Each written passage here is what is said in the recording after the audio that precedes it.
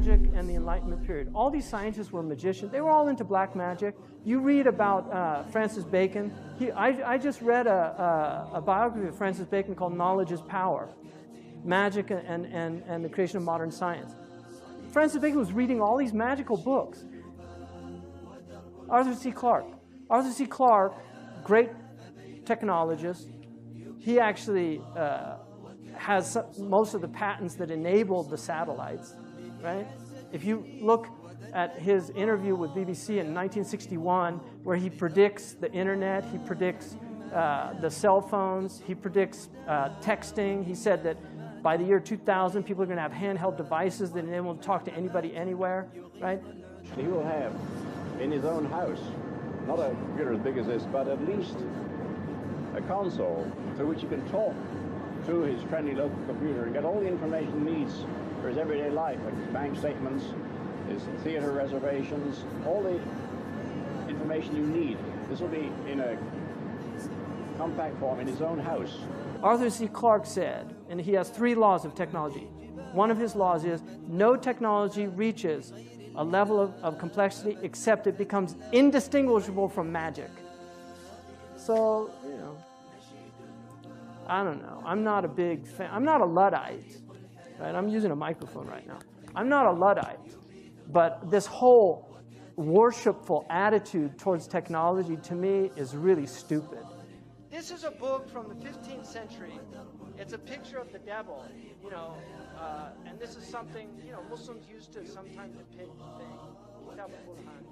But I want you to look at his hands. You see this sign? I don't even want to do it on film because people will take a clip and then have me in one of those pictures doing that sign. It's an evil sign. Don't do these signs, right? And kids watch Spider-Man and then they want to do the sign because Spider-Man does it, right? And you don't want to be a Spider-Man, right? You want to be a human man, right? Not an arachnoid, a humanoid. These signs, even this one, which I don't like doing, but that sign, Muslims should not do that sign. That actually comes out of magic. These are signs that were, they're magical signs. We have no symbols in our religion. Even the crescent and the moon is a Seljuk tradition. The Prophet ﷺ had no symbols in his religion. It's one of the miracles of our religion, right? Because this is demonic stuff. So that is a very important symbol. Now this is what they worship, these Satanists, Baphomet. If you notice, he's androgynous, so it's a male-female mixture. Also making these signs. You see the signs he's making using this sign because 11 is the devil's number. Because 11 is 1 beside 1. And you will notice that in their numerology, they use 11 a lot. And they like multiples of 11. 11, 22, 33, 66. They like these multiples. Imam al-Ghazali says in their magic, they know the secrets of numbers. And so they use numbers. The Prophet ﷺ, when they used magic on him, they blew on 11 knots. 11 uqda. And this is why the Mu'awwidhatayn has 11 ayahs, because it protects against their magic. So this is real stuff, people. I'm not making this up. This is real stuff. You either believe it or you don't. And if you don't, it's at your own peril. But this is real stuff. Sihr is a reality in the world, and people practice magic.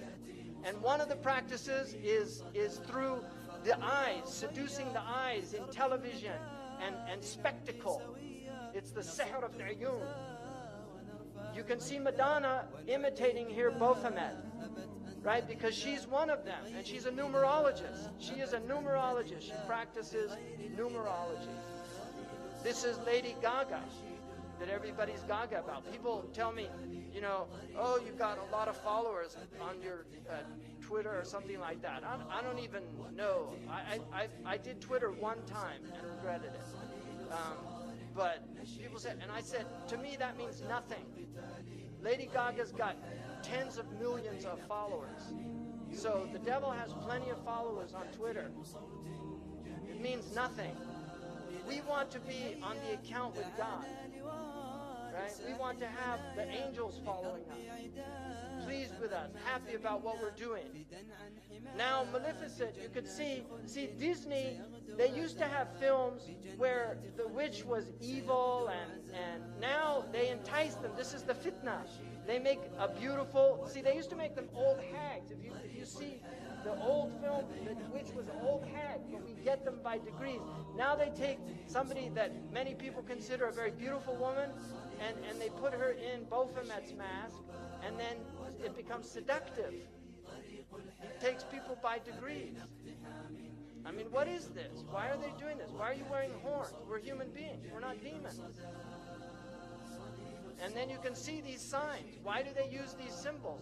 Now, this man over here, LaVey, started the Church of Satan.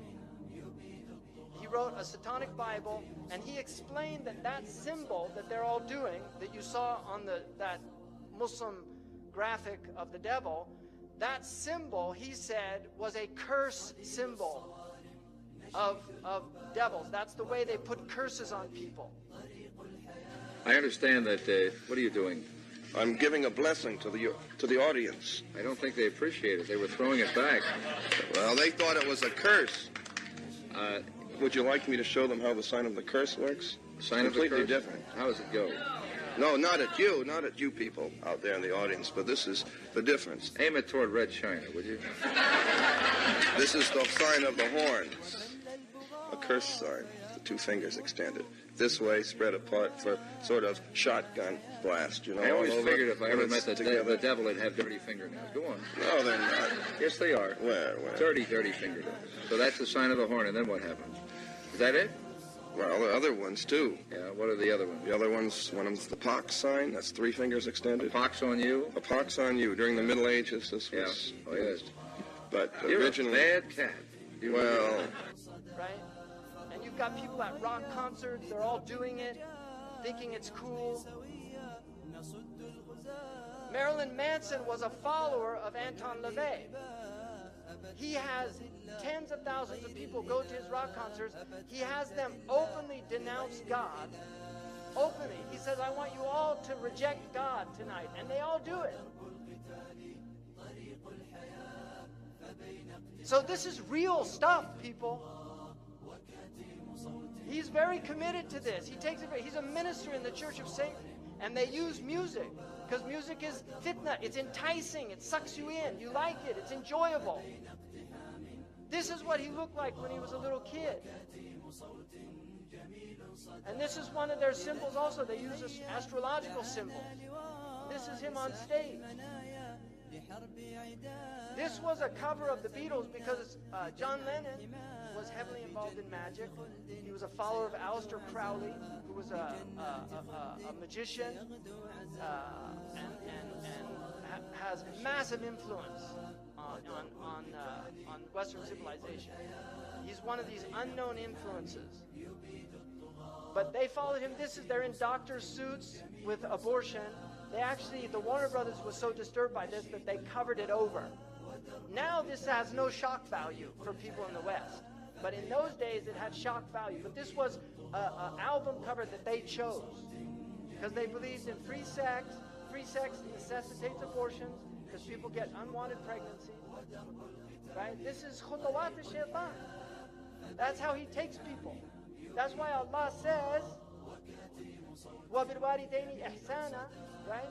Allah says, وَلَا تَقْتُلُوا أَوْلَادَكُمْ خَشْيَةَ إِمْلَاقٍ.